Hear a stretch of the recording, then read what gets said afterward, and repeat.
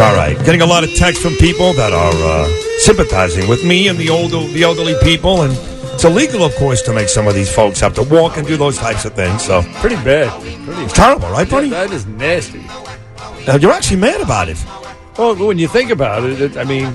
It's not right. Again, something like you, no big deal. Well, thanks. But an elderly person, it ain't right. It's life-changing. So I got to send a shout-out. So yesterday, Bernie, I went for lunch with Danielle. Landmark restaurant, very nice. That's at the shops at Columbus Circle. Yeah. And then I left her. She went back to the office, which, of course, is right by your store, Joseph. That's right. And I started walking towards your store, where I got that beautiful spring jacket. We will tweet a picture coming up after the segment. And, Bernie, I'm walking by a restaurant called Oceana, which is down the block from Del Frisco's. You know it. Very well. There's a guy standing outside. His name is Jimmy Rogers. And he stops me. He goes, Sid. I go, hey. He drives Hank, who's the CEO of Madison Square Garden. He's Jim Dolan's right-hand man. He's Hank's driver. Drives him everywhere. Really? Hank's inside the restaurant. Poor Jimmy's standing outside freezing his ass off. He's doing his job. Standing outside of the Sirius XM building, right, doing his job. Took a picture on the street with me. And he's a huge Bernie and Sid fan. Huge. So, hello to Jimmy Rogers. And then with that said, I got to the store. But Joseph Bernie wasn't there yesterday because he was at Fenway Park in Boston. Opening day. That's right. Yeah. Watching the Red Sox for now the 9th time in 12 tries this year get their asses kicked. Yeah, well, let's put it this way. The ceremonies were great. The ring ceremony was terrific. But the game was a lot to look for. Well, what's going on with that? 3-9. I don't know. I mean, is it a hangover from last year? I don't know. But it's such a great park. You know, I think everybody kind of forgives after winning last year. But if you remember 2012, they came in last. Right. They won in 2013. True. And they finished last in 2014. That's true. So I hope this is not a pattern.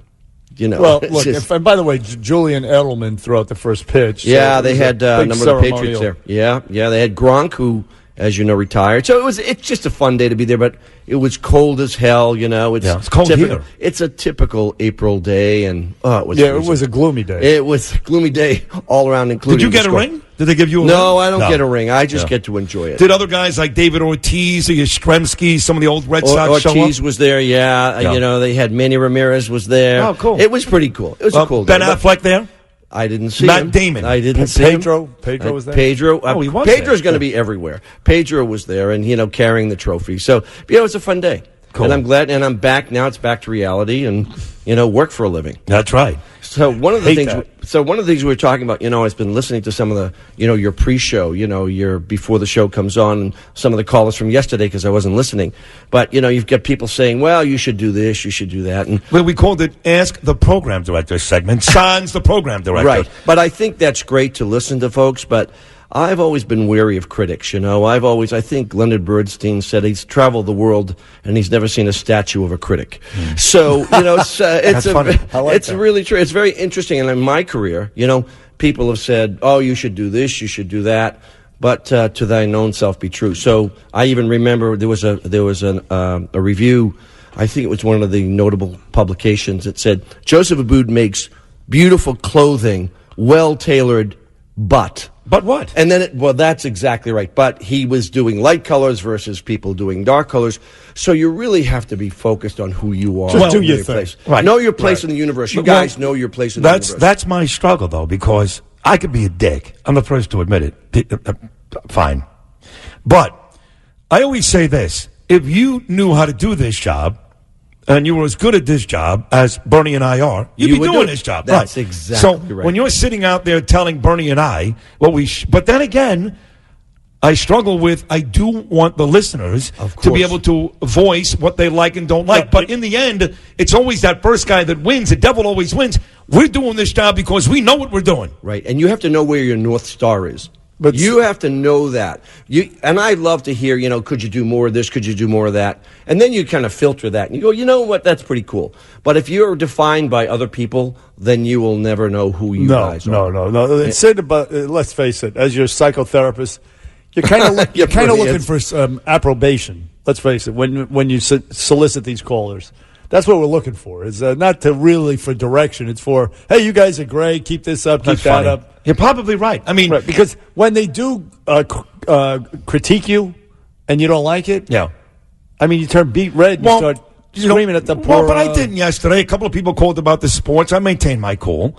Yeah. I mean, I did point out they're wrong. They're factually incorrect. But but you're right, Bernie. I mean, and 90% of the people that called us yesterday did say, don't change a thing. Well, that's right. If you listen to the calls, I mean, I love pizza, but I don't want to eat pizza every day of my life. Right. So you need variety. I think you need the range. I think it's great that you guys go to different places, and it's fun when you do movies, and it's great. And sports is part of a lifestyle. Well, let me go there with you. I mean, the bottom line is you were advertising with Boomer and Craig, right, and Boomer and Gio on WFAN, right, and you love sports, right, okay?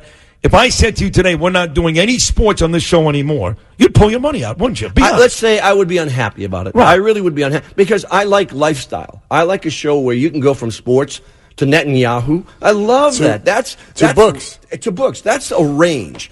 And real talent has range. Because you can't predict we know there are lots of shows, a lot of political shows that drone on. It's the same message day after day after day. It's exhausting. And as a listener, I don't want to hear it. I want to know that you're going to go someplace completely different that I didn't expect in the next 5 minutes. Right. That's the magic of the show. Is that you can go from Netanyahu to hockey. Which we did today. I love that. Mm-hmm. We did that. And as an advertiser, I say, you know what? There's a range, and your listeners, we all have opinions, right? More sports, less sports, more entertainment. I used to love the entertainment report. I thought it was great. I want to know about it. I want to know what's happening in movies. Mm-hmm. I want to know what's happening in sports. So that's why I tune into the show. And I think that's important. Well, speaking of books, Joseph, last week he brought in this book for me, In the Garden of Beasts. Yeah. And I'm almost a third of the way through it, and it is terrific. We have that in common. We love history. We love reading. And so that's our range. That's part of our range. Eric Larson, In the Garden of Beasts, about Germany, 1933, and the ambassador and his family. Fantastic read. And it reads like a novel, but it's nonfiction. Exactly. It's and we said last week, you're doomed to repeat history if you don't know it. So it's really great, and especially with the rise of anti-Semitism, those things worry me, they concern me. I'm in the fashion business, so we're inclusionary, but those kinds of things, they really strike at the soul of anybody who has a conscience. Really, it's so important. You talk about the fashion business, and you're back. I know today you're in your showroom here by 7th Avenue. Yeah. You're not at the beautiful store on Madison Avenue.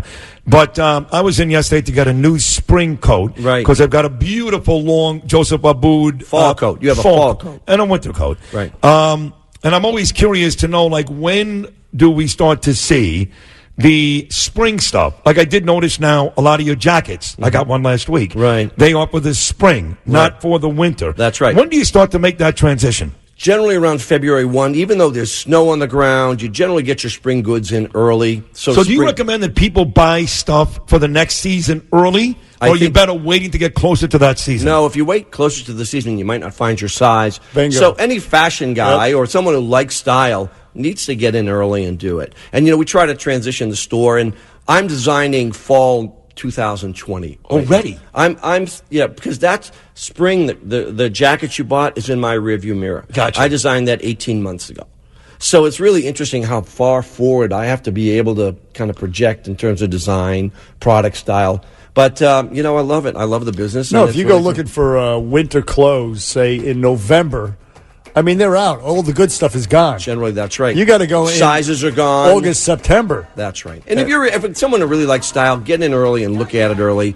Doing a custom suit early so you get it for the season. Don't wait until it's cold out there. Do it before that happens. Those mannequins that you guys dress in the windows, they're so good looking. Mm-hmm. I think women want to bang them. And they're fake. They're mannequins. Well, it's done so well. The styling's great, but it's interesting that most guys, it doesn't matter how smart they are, they look at an outfit on a mannequin, they'll go, I'll take the jacket, I'll take the suit, I'll take the shirt. Right. So it's really important, and those windows have won awards for the best windows. And the good news about those windows is, Corey Zelnick, they had these, the scaffolding, Bernie, up in front of those beautiful windows. They did. They did. It's gone now? Gone. Beautiful. Thank God. I got to get up there and take a look. So you can walk down 49th Street as you're approaching Madison from 5th, and you see these gorgeous windows. Gorgeous. They're terrific. Well, I love that you come in. We love having you in the store. Phil's we just great, have to drag Shelley. Bernie back up there and get ready for some spring clothes. Now that the scaffolding is down. Now you'll show up. That's great. Now you'll come up. It was too obnoxious for me. Well, let me leave you with this message. Just keep being who you are, because you guys are magnificent at what you do. And don't change. Thank you, Joseph Abboud. How about from you? That's a That's an amazing That is testimonial. so nice. Thank you. We love you. Love you guys. And the Red Sox will win the next 5 straight. I promise you that.